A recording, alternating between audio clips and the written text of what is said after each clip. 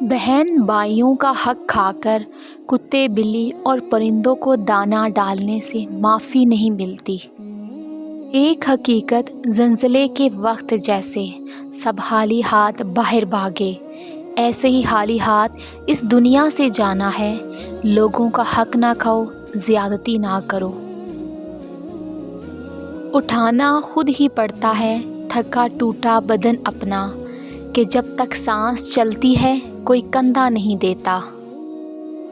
ہر بچھڑنے والا رشتہ ہمارے اندر کسی ایک احساس کو مردہ کر جاتا ہے۔ کچھ لوگ ہمارا یقین دفن کر جاتے ہیں، کچھ اعتماد، کچھ دوستی، کچھ خوشیاں اور کچھ ہماری زندگی۔ ایسے شخص کی قدر کریں جو یہ تسلیم کرتے ہوئے نہ ڈرے کہ وہ آپ کو یاد کرتا ہے اور اس کا سب سے بڑا خوف آپ کو کھونا ہو۔ کوئی ایسا شخص جسے یہ کہنے میں ہچکچاہٹ نہ ہو کہ وہ آپ سے محبت کرتا ہے، جس کے لیے شکل و شباہت نہیں آپ اہم ہوں، جو آپ کی ہزار تلخ کلامی کے باوجود بھی آپ سے محبت کرتا ہو۔ رسول اللہ صلی اللہ علیہ وسلم نے ارشاد فرمایا، سچی نیت سب سے افضل ہے۔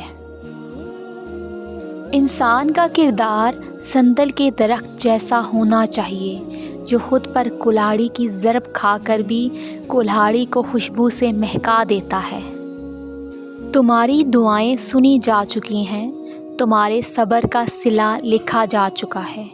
اب تمہیں تمہارے یقین کے معجزے دکھائے جائیں گے، تاکہ تم جان سکو مخلص دل اہتمام میں ہمیشہ جیت جاتا ہے، اور تقدیریں اللہ کے ایک اشارے پر بدل جایا کرتی ہیں۔